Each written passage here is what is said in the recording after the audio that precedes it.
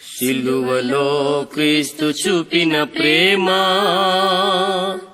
విలువలేని బ్రతుకులను మార్చెను. మన కోసమే రక్తమంత కార్చెను. మనకు బదులు తానే మరణముందెను. పరమపురికి ఏకైక మార్గమాయెను. మృత్యుంజయుడు సజీవుడు యేసుక్రీస్తు అందరికీ ప్రభువు. సిలువలో క్రీస్తు చూపిన ప్రేమ విలువలేని బ్రతుకులను మార్చెను. మన కోసమే రక్తమంత కార్చెను. సమాధిలో నుండి తిరిగి లేచెను. పరమపురికి ఏకైక మార్గమాయెను.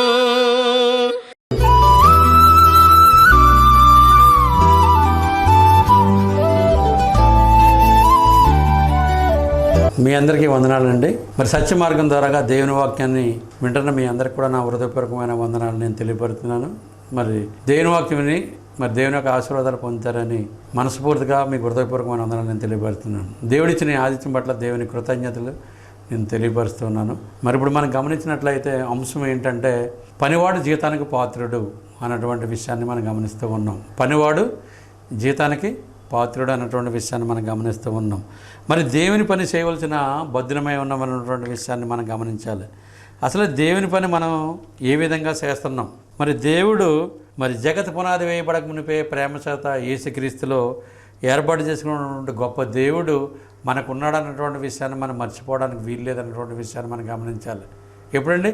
జగత్ పునాది వేయబడక మునిపే ప్రేమ చేత యేసుక్రీస్తులో మనల్ని ఏర్పాటు చేసుకున్నాడు అన్నటువంటి విషయాన్ని మనం మర్చిపోకూడదు. పనివాడు జీతానికి పాత్రుడు అంటే దేవుని పని చేయవలసిన బద్ధులమై ఉన్నామన్నటువంటి విషయాన్ని మనం గమనించాలి. మరి ఈ దినాల్లో గమనించినట్లయితే దేవుని పని ఏ విధంగా చేస్తున్నారు అన్నటువంటి విషయాన్ని మనం గమనించాలి. దేవుడు పని చేయడానికి ఏమన్నా ఇవ్వాలని అడుక్కుంటున్నారండి. ఆ విధంగా ఉండడానికి వీల్లేదు. అడుక్కుంటున్నారు. కానీ దేవుని పని చేస్తే దేవుడే మనకి ఇస్తాడన్నటువంటి విషయాన్ని మనం గమనించాలి. అడుక్కోకూడదు. ఈ దినాన్ని గమనించినట్లయితే అమెరికా దేశానికి లెటర్లు రాసి కొన్ని సంఘాలతో సంబంధం కలిగి ఈ దినాల్లో బోధకులు డైరెక్టర్లు అయిపోతున్నారు. ఏంటది? దేవుని పని నువ్వు నిజంగా ఈ భూమి మీద నువ్వు చేస్తున్నావా? ఏం చేస్తున్నావు దేవుని పని అన్నటువంటి విషయాన్ని గమనించాలి. దేవుని పని చేసి నువ్వు డైరెక్టర్ అయిపోతున్నావా? మరి సంఘాలని అన్నీ కూడా పెట్టుకుని నువ్వు డబ్బు సంపాదించుకున్నావా? నీ డబ్బుకు సమాధానం చెప్పవలసిన రోజు ఒక దినం వస్తుంది అన్నటువంటి విషయాన్ని నువ్వు గమనించుకోవాలి.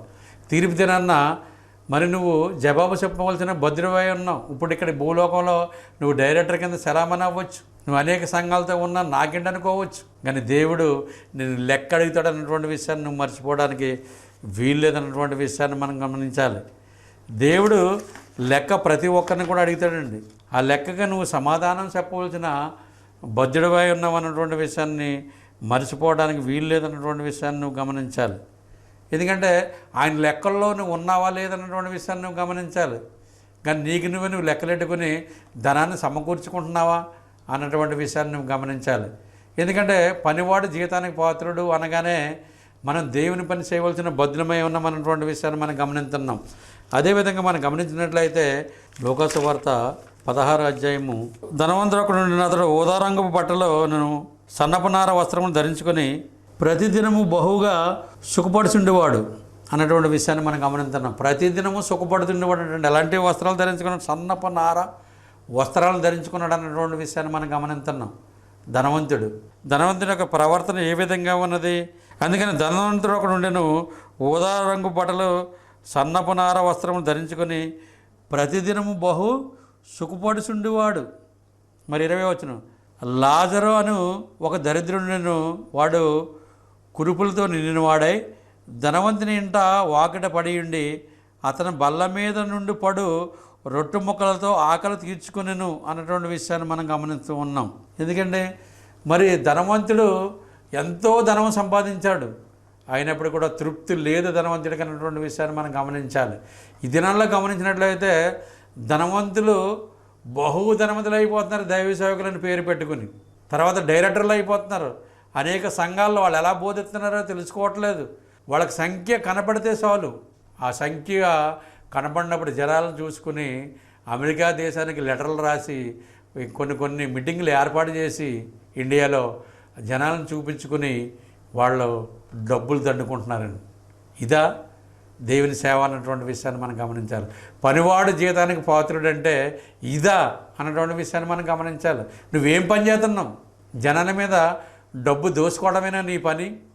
నువ్వు ఒక డైరెక్టర్ అయిపోయావు, నాకు 20 సంఘాలు ఉన్నాయి, 30 సంఘాలు ఉన్నాయి అనుకుంటున్నావా? తీర్పు దినం నువ్వు లెక్క అప్పచెప్పాలి. జాగ్రత్త సుమా, ఈ విషయాన్ని నువ్వు అర్థం చేసుకోవాలి. నాకేంటి, నేను డైరెక్టర్ని, నా చేతికి ఇంతమంది ఉన్నారని నువ్వు భ్రమపడుతున్నావా? నువ్వు కూడా ఒక దినాన్ని చనిపోతావు. తీర్పు దినం ఉంటుంది. అప్పుడు నువ్వు జ్ఞాపం చేసుకోవాల్సిన అవసరత ఉంది. తీర్పు దినాన్ని అన్నటువంటి విషయాన్ని నువ్వు గమనించుకోవాలి. ఏమి న్యాయం చేస్తున్నావు నువ్వు ఇక్కడ ఈ లోకంలో? దేవుని పని చేతనని నువ్వు భ్రమపడి బ్రతుకుతున్నావా? ఇదే వాక్యాన్ని బోధిస్తున్నావు, కానీ ధనవంతుడికి నీకు తేడా ఏముంది నువ్వు గమనించుకోవాలి. ఆ విధంగా జీవిస్తున్నావా? ఏ విధంగా జీవిస్తున్నావు? పనివాడు జీతాన్ని పాత్రుడంటే నువ్వు కష్టపడి పని చేస్తున్నావా? నువ్వు జీతం తీసుకోవాలి. నీకు అనేకమైనటువంటి ఉద్యోగం చేసి జీతం సంపాదించి కోట్లు కూడబట్టుకుని మళ్ళీ విదేశాల నుంచి ధనం తెచ్చుకుని అనేక మందిని చూపించుకుని నువ్వు ధనం సంపాదించుకుంటున్నావు. మరి ధనవంతుడికి నీకు మరి ఇంకా తేడా ఏముంది? దుక్కుడు ఎద్దుకి మూతికి సిక్కం పెట్టకూడదని బైబిల్ గ్రంథం తెలివిస్తుంది. దుక్కుడు ఎద్దు అనగా దైవ సేవకుడు ఏమీ చేసుకోలేనప్పుడు అతను ఆ డబ్బుతో జీవించవచ్చు. నీకేంటి? నువ్వు 1000 కోట్లు సంపాదించుకుని అనేకమైన సంఘాలను చూపించుకుని అమెరికా దేశం నుంచి అమెరికన్స్ ఇక్కడికి ఇండియాకి రప్పించి అనేకమైన మీటింగులు పెట్టి అనేకుల్ని పరిచయం చేసి డబ్బు దండుకుంటున్నావంటే ఒక పెద్ద సేపను పట్టుకుని చిన్న సేది బెరుగులు వాళ్ళకి ఏతన్నావు బోధకులకి. ఇదా నువ్వు చేసే సేవ? ఇదా నువ్వు చేసే సేవ? పనివాడి జీతాన్ని పాత్రుడు అంటే నువ్వా పాత్రుడువు? నువ్వు వాళ్ళ లెక్కలోకి వస్తావా? రావు అన్నటువంటి విషయాన్ని నువ్వు గమనించాలి. నరకానికి పాత్రుడు అయిపోతావు అన్నటువంటి విషయాన్ని గమనించాలి. నువ్వు అపవాదికి మొక్కుతావు అన్నటువంటి విషయాన్ని నువ్వు జ్ఞాపం చేసుకోవాలి. ఎందుకంటే నువ్వు అపవాది సంబంధం అన్నటువంటి విషయాన్ని నువ్వు జ్ఞాపం చేసుకోవాల్సిన అవసరం ఉందన్నటువంటి విషయాన్ని నువ్వు గమనించాలి. పనివాడు జీతానికి పాత్రుడు అనగానే కష్టపడి పనిచేయవలసిన అవసరం ఉంది ఈ భూమి మీద. ఏమి న్యాయం ఉంది నీ దగ్గర? కరెక్ట్గా సత్యం చెప్పేవాళ్ళకి నువ్వు అవకాశం ఇవ్వు. కరెక్ట్గా సత్యం చెప్పేవారికి నువ్వు సహాయం చేయవు. నీ మాట విన్న వాళ్ళకి, నీ భార్య మాట విన్న వాళ్ళకి నువ్వు సహాయం చేసేవాడువు. నువ్వు ఏ విధంగా డైరెక్టరు, నువ్వే విధంగా బోధకుడువు, నువ్వు ఎన్ని సంఘాలు ఉంటే ఉపయోగం ఏంటి నీకు? దేవుడు ఒక దినాన్ని నిన్ను ప్రశ్నిస్తాడన్నటువంటి విషయాన్ని నువ్వు మర్చిపోవద్దు. ఇది హెచ్చరిక, దేవుని యొక్క హెచ్చరిక అన్నటువంటి విషయాన్ని నువ్వు గమనించాలి. నువ్వు ఎదుట సహోదరుడిని నువ్వు హింసిస్తున్నావంటే ఇది దేవుని హెచ్చరిక అన్నటువంటి విషయాన్ని నువ్వు గమనించాలి. పనివాడు జీతానికి పాత్రుడు అంటే నువ్వు దేవుని పని చేస్తున్నావా? ఏ విధంగా చేస్తున్నావు? ధనము సమకూర్చుకోవడానికి కాదు నువ్వు చేసే పని. అయ్యగారు నీ వెనకాల రావాలని కోరుకునేవాడు నువ్వు. నీ స్వభావం ఎటువంటిదో తెలిసిపోతుంది అన్నటువంటి విషయాన్ని గమనించాలి. ఎంతమందిని మబ్బు పెట్టి నువ్వు బ్రతుకుతావు అన్నటువంటి విషయాన్ని నువ్వు గమనించుకోవాల్సిన అవసరత ఉన్నదన్నటువంటి విషయాన్ని నువ్వు గమనించాలి. పనివాడు జీతాన్ని పాత్రుడు అంటే దేవుని పని చేయాలి. దేవుని పని ఏం చేస్తున్నావు? లేని వారికి ఏం సహాయం చేస్తున్నావు? ఒక ఎదరాళ్ళకి ఏమన్నా ఇస్తున్నావా? ఏమీ లేనటువంటి ఏమైనా సహాయం చేస్తున్నావా? ఏమీ లేదు. ఒక ఎదరాళ్ళకి ఏమన్నా చీరలు పంచుతున్నావా? లేదు. అమెరికా దేశం నుంచి అమెరికా సహోదరులు పిలిపించుకుని సంఘాలను చూపించుకుని పెద్ద సేవ పట్టుకుని చిన్న సేది బరుగులు వేస్తున్నావు వీళ్ళకి. ఇదా నువ్వు చేసిన సేవ? పనివాడి జీతాన్ని పాత్రుడు అంటే ఇదేనా? తెలుసుకోవాలి. ఆ డబ్బుతో నువ్వు ఏసీ కారులో తిరుగుతున్నావు. ఆ డబ్బుతో నువ్వు సుఖం అనిపించున్నావు. ఇక్కడ ధనవంతుడికి నీకు తేడా ఏముంది? లోకాసువార్త 16వ అధ్యాయంలో ఉన్న ధనవంతుడికి నీకు తేడా ఏముంది? రెండు ఈక్వల్ కింద కనబడుతున్నాయి. ఈ విషయం నువ్వు అర్థం చేసుకోవాల్సిన అవసరం ఉందన్నటువంటి విషయాన్ని నువ్వు గమనించుకోవాలి. దేవుడు మరి హెచ్చరికిస్తున్నాడు నీకు, జాగ్రత్త అన్నటువంటి విషయాన్ని నువ్వు గమనించాలి. ఆ విధంగా నువ్వు జీవించవలసిన, దేవుని హత్తుకుని జీవించవలసిన అవసరం ఉందన్నటువంటి విషయాన్ని నువ్వు గమనించాలి. ఆ విధంగా నువ్వు జీవించాలి. అపోస్తలుడైన పౌలు ఎన్ని కష్టాలు పడ్డాడో, ఎన్ని నష్టాలు పడ్డాడో అన్నీ బోధించేవాడు నువ్వే. కానీ నువ్వే ఈ విధంగా నువ్వు జీవిస్తున్నావంటే నువ్వేం దేవుని సేవ చేస్తున్నావు? దేవుని సేవ చేస్తున్నావు నువ్వు అనుకుంటున్నావా? నువ్వు భ్రమపడుతున్నావా? లెక్క అప్పచెప్పవలసిన బద్దుడివై ఉన్నావు అన్నటువంటి విషయాన్ని నువ్వు గమనించుకోవాలి. నేను డైరెక్టర్ నెగ్గండి నాకు సంఘాలు, అలాగా బ్రదర్, ఇలాగా బ్రదర్, అవి కాదు. సత్యమే లేదు నీలో. ఈ విషయాన్ని నువ్వు గమనించు. సత్యం నీలో ఉంటే నీ విషయాన్ని నువ్వు ఈ విధంగా నువ్వు ప్రవర్తించవన్నటువంటి విషయాన్ని నువ్వు గమనించాలి. సత్యం నీలో ఉంటే నువ్వు స్వతంత్రుడు అవుతావు. నువ్వు స్వతంత్రుడు కానే కాదు అన్నటువంటి విషయాన్ని నువ్వు గమనించుకోవాలి. పనివాడు జీతానికి పాత్రుడు అంటే మామూలు విషయం కాదండి. అందుకని దేవుని వాక్యం ఏ విధంగా సెలవిస్తుందో మనం ప్రతి ఒక్కరం కూడా గమనించాలి. కానీ మరి ధనవంతుడు ఈ విధంగా జీవించినట్లుగా మనం గమనించున్నాం. లాజరును ఒక దరిద్రుడు నిండినవాడు, కురుపులతో నిండినవాడే ధనవంతుని ఇంట వాకట పడి ఉండి అతని బల్ల మీద నుండి పడి ఉన్న రొట్టె ముక్కలతో ఆకలి తీర్చుకొనును అన్నటువంటి విషయాన్ని, అంతేకాదు కుక్కలు వచ్చి అతని కురుపులు నాకెను అన్నటువంటి విషయాన్ని మనం గమనిస్తూ ఉన్నాం. అప్పుడు ఇరువురు చనిపోయారు. ఇరువురు చనిపోయిన తర్వాత ఏం జరిగిందంటే ఆ దరిద్రుడు చనిపోయిన దేవదూతల చేత అబ్రహాము రొమ్మున ఆనుకునుటకు కొనుకోబడెను అన్నటువంటి విషయాన్ని మనం గమనిస్తున్నాం. మరి చూడండి, ఈ దరిద్రుడు చనిపోయిన తర్వాత దేవదూతల చేత కొనుక్కోబడ్డాడంటండి.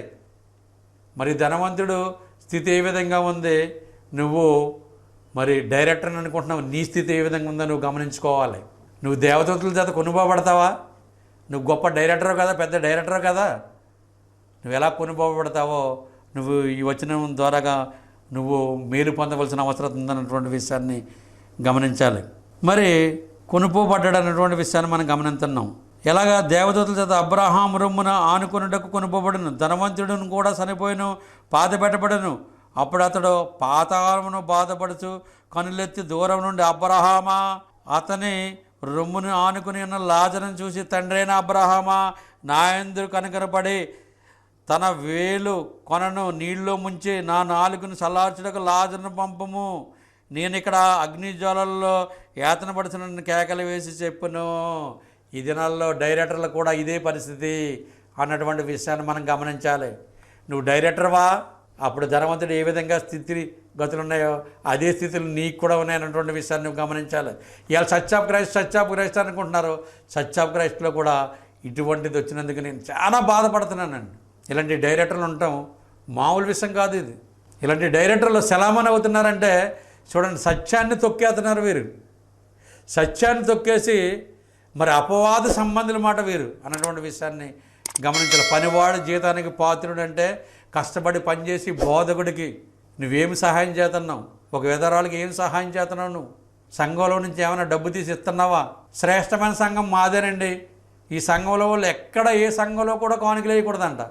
ఈ సంఘంలో ఉన్న వాళ్ళు ఎక్కడా కూడా డొనేషన్ ఇవ్వకూడదంటండి. ఏంటండి ఇది? ఎక్కడుంది దేవుని వాక్యం? స్థానిక సంఘంలో ఉన్నటువంటి వారు ఇంకో సంఘానికి సహాయం చేయకూడదని ఒక డైరెక్టర్, ఒక బోధకుడు చెప్తున్నాడంటే సిగ్గుగా ఉందండి ఈ విషయం వినటానికి. ఆ విధంగా ఉండడానికి వీల్లేదు అని దేవుని వాక్యం సెలవిస్తుంది. ఏ సంఘానికైనా సహాయం చేయాలి. మనం సహాయం చేయని బద్దులమై ఉన్నాం మనం అన్నటువంటి విషయాన్ని మనం గమనించాలి. నా సంఘానికే చెయ్యాలి, నీ సంఘానికే చెయ్యాలా అంటే నీ సొంత సంఘమా? భార్యాభర్తల డైరెక్షన్లో నడిచే సంఘమా? ఏంటి సంఘం అంటే? ఎప్పుడైతే భార్య ఆ సంఘానికి డైరెక్షన్ చేస్తుందో ఆ సంఘం సర్వనాశనం అయిపోతుంది అన్నటువంటి విషయాన్ని గమనించాలి. ఆ విధంగా ఉండడానికి వీలు లేదు. ఎందుకంటే దేవుడు చెప్పాడు, స్త్రీకి శిరస్సు పురుషుడనియు, పురుషునికి శిరస్సు క్రీస్తు అనియు, క్రీస్తుకి శిరస్సు తండ్రిని దేవుడనియు అన్నటువంటి విషయాన్ని మనం గమనించాలి. ఆ విధంగా ఉండాలి. సీక్వెన్స్ ఉంది ఇక్కడ. అంతేగాని నీ భార్య చెప్పినట్లుగా నువ్వు నటించి సంఘాన్ని నడిపిస్తున్నావంటే సర్వనాశనం అయిపోతుంది సంఘం అన్నటువంటి విషయాన్ని గమనించాలి. ఆ విధంగా ఉండడానికి వీలు లేదు. ఏ భార్య మాట ఏ బోధకుడు వినడానికి వీలు లేదన్నటువంటి విషయాన్ని మనం గమనించాలి. సంఘం విషయంలో నేను మాట్లాడుతున్నాను. కతిమ విషయంలో నీ భార్య మాట విను. ఒకవేళ నీ భార్య మాట విని నువ్వు సంఘాన్ని నడిపిస్తున్నావంటే సర్వనాశనమే సంఘం అన్నటువంటి విషయాన్ని గమనించాలి. పనివాడు జీతానికి పాత్రుడు అంటే కష్టపడి పనిచేసేవాడికి నువ్వు సహాయం చేయాలి. అంతేగాని అయ్యగారు అని నీ మాటలని అహాహే అని పళ్ళకి నుంచి వాళ్ళకి నువ్వు సహాయం చేసినట్లయితే నువ్వు ధనవంతుడికి నీకు తేడా లేదన్నటువంటి విషయాన్ని నువ్వు గమనించుకోవాలి. ఇదే ధనవంతుడి గురించి నువ్వు బోధిస్తావు, ఇదే పని నువ్వు చేస్తున్నావు, తేడా ఏముంది చెప్పండి? ఆ విధంగా ఉండడానికి వీలు లేదు. క్రైస్తవుడైన వాడు నమ్మకం కలిగి జీవించాలి. క్రైస్తవుడైన వాడు దేవుని అత్తుకుని జీవించాలి. క్రైస్తవుడైన వాడు నీతి కలిగి జీవించాలి. క్రైస్తవుడైన వాడు యథార్థవంతుడిగా జీవించాలి. ఇది యథార్థత. మంచిగా వాకింగ్ చెప్పే వాళ్ళని తొక్కేయడం, మంచిగా అభివృద్ధి పొందిన వాళ్ళ విషయంలో వాళ్ళ మీద అటు ఇటు మాట్లాడటం, ఇదా క్రైస్తవులు ఉన్న లక్షణాలు. అలా ఉండడానికి వీల్లేదు. నువ్వు బోధకుడివే కాదు, నువ్వు డైరెక్టర్వే కాదు, నువ్వు తీర్పు దినాన్ని లెక్క చెప్పాలి. జాగ్రత్త సుమా, జాగ్రత్తగా ఉండవలసిన అవసరత ఉందన్నటువంటి విషయాన్ని గమనించాలి. నేను ఎవరో సహోదరుడిని నేను దేశించనని మీరు అనుకుంటున్నారా? ఇది జరిగే విధానాన్ని నేను తెలియపరుస్తూ ఉన్నాను. ఈ విషయాన్ని గమనించాలి. ఎందుకంటే మంచిగా వాక్యం చెప్పేవారికి అవకాశం ఇవ్వవు, మంచిగా అభివృద్ధి చెందేవారిని నిందల పాలు చేస్తావు. ఫోన్లే ఎక్కడో సత్యంలో మరి నిలిచి దేవుని వాక్యాన్ని పంచుకుంటున్నావు, అక్కడ కూడా నువ్వు వేరే విధంగా ప్లాన్ చేసి నువ్వు చేతనం. నిజంగా క్రైస్తవుడువా అన్నటువంటి విషయాన్ని నువ్వు గమనించుకోవాలి. క్రైస్తవుడు అనగానే యెలతన గ్రంథం 33వ అధ్యాయంలో మొదటి వచనంలో సహోదరుల ఐక్యత కలిగి ఉంటే ఎంత మేలు, అంత మనోహరమని దేవుని వాక్యం సెలవిస్తుంది. మరి నువ్వేమి ఐక్యత కలిగి ఉన్నావు? సహోదరులతో ఉన్నావా? ఈ విషయాన్ని నువ్వు గమనించి, నువ్వెంత డైరెక్ట్ అయినా ఒక దినాన్ని చనిపోతావు.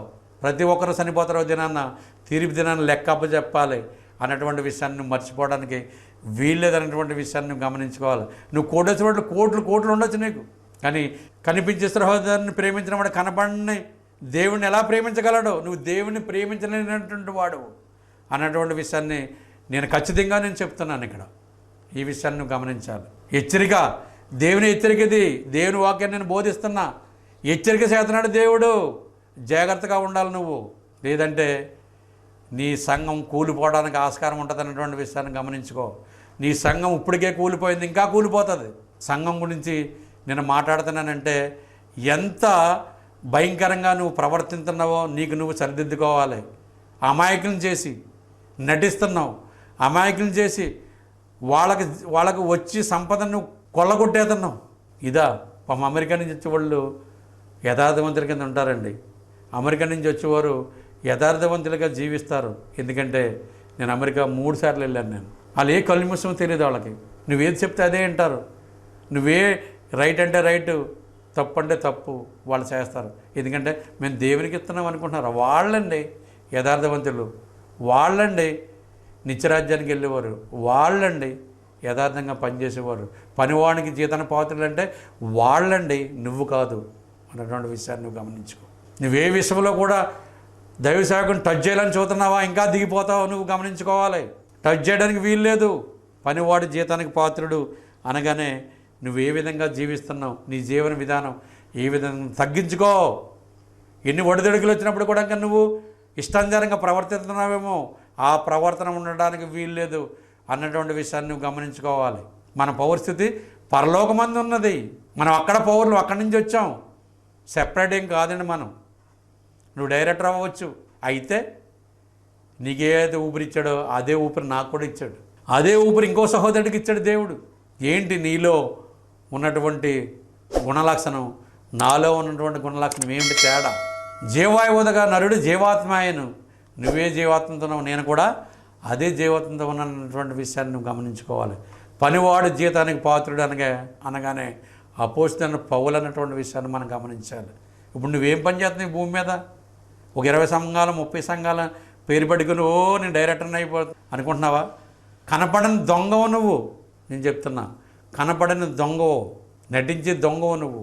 నీకు అర్హత లేదు బోధకుడని అనిపించుకోవడానికి. ఈ విషయాన్ని నువ్వు గమనించాలి. యథార్థంగా జీవించాలి. యథార్థమైన మాటలు నీ నోటితో చెప్పడానికి వీల్లేదు అన్నటువంటి విషయాన్ని నువ్వు గమనించుకోవాలి. అందుకని పనివాడు జీతానికి పాత్రుడు అంటే ఎలా ఉండాలంటే తగ్గించుకుని ఉండాలి. లేని వారికి సహాయం చేయాలి, ఎదరవాళ్ళకి సహాయం చేయాలి. సంఘంలో ఏదన్నా ప్రాబ్లం వచ్చిందంటే సహాయం చేయి, బద్దులపై ఉండాలి. నువ్వు గొర్రెలు నీకు దేవుడు ఇచ్చాడు. ఆ గొర్రెలు బాగోగులు తెలుసుకుని ఆ గొర్రెల్ని చూసుకుని బాధ్యత నీకు దేవుడిస్తే నీకు జైకొట్టిన వారినే నువ్వు ప్రేమిస్తున్నావంటే ధనవంతుడికి నీకు తేడా ఏముంది? ఇంకా ఆ విధంగా ఉండడానికి వీల్లేదు అని దేవుని వాక్యం సెలవిస్తుంది. ఎందుకంటే దేవుడు మనకు తెలియపరుస్తున్నాడు ఈ విషయాన్ని అన్నటువంటి విషయాన్ని మనం మర్చిపోవడానికి వీల్లేదండి. నువ్వు జ్ఞానవంతుడు అని అనుకుంటున్నావు, విరవీగుతున్నావేమో. నీ జ్ఞానాన్ని దేవుడు పరిశోధన చేస్తున్నాడు అన్నటువంటి విషయాన్ని నువ్వు గమనించుకోవాలి. ఆ విధంగా జీవించవలసిన అవసరత ఉందన్నటువంటి విషయాన్ని నువ్వు గమనించాలి. పనివాడు జీతానికి పాత్రుడు అనగానే మనం గమనించుకోవాలండి. ఎటువంటి పని చేస్తున్నాం, దేవుని పని ఏ విధంగా చేస్తున్నాం. అలాంటి డైరెక్టర్ దగ్గరికి వెళ్ళడానికి వెళ్ళే సత్యం బోధించే వాళ్ళు నిత్యజీవం పోతుంది. జాగ్రత్త సుమా. మీకు నిత్యజీవం కావాలంటే సత్యానికి లోబడి నీ దేవుని వాక్యాన్ని అనేకులకి బోధించాలి తప్ప ఆ డైరెక్టర్ కిందకి నువ్వు ఉన్నావంటే సర్వనాశనం అయిపోతావు అన్నటువంటి విషయాన్ని నువ్వు గమనించుకోవాలి. నీకెందుకా ఎంగిలి మెతుకులు? దేవుడిని నమ్ముకుని యథార్థంగా జీవించు. దేవుడు ఇంకా ఇస్తాడు, అధికంగా ఇస్తాడు. దేవుణ్ణి బ్రతిమాలుకో. నువ్వు మనుషుని నమ్మనుకుంటాడు, వాడు ఏపాటి వాడు అని దేవుని వాక్యం సెలవిస్తుంది అన్నటువంటి విషయాన్ని మనం గమనించాలి. ఆ విధంగా మనం జీవించాలి తప్ప అంతేగాని మన ఇష్టానుసారంగా జీవించడానికి వీల్లేదన్నటువంటి విషయాన్ని మనం గమనించాలి. ప్రతి ఒక్కరం కూడా పనివాడు జీతానికి పాత్రుడు అనగా దేవుని పని చేయవలసిన బద్దులమై ఉన్నామన్నటువంటి విషయాన్ని మనం గమనిస్తున్నాం. పిలుపులు రాసిన పత్రికలోకి వెళ్దామండి. మనం 3వ అధ్యాయము 19వ వచనం మనం చదువుకుందాం. నాశనమే వారి అంతము, వారి కడుపే వారి దేవుడు అన్నటువంటి విషయాన్ని మనం గమనిస్తున్నాం. నాశనమే వారి అంతం అంటండి, వారి కడుపే వాడి దేవుడు అంటండి. మనం గమనించాలి. అంటే పనివాడు జీతానికి పాత్రుడు అంటే వాళ్ళ కడుపు గురించే చూస్తున్నారు తప్ప దేవుని యొక్క ఆశీర్వాదాల గురించి చూడట్లేదు. దేవుని యొక్క ఆశీర్వాదాలు ఈ విధంగా వస్తాయని బోధించట్లేదు అన్నటువంటి విషయాన్ని మనం గమనిస్తున్నాం.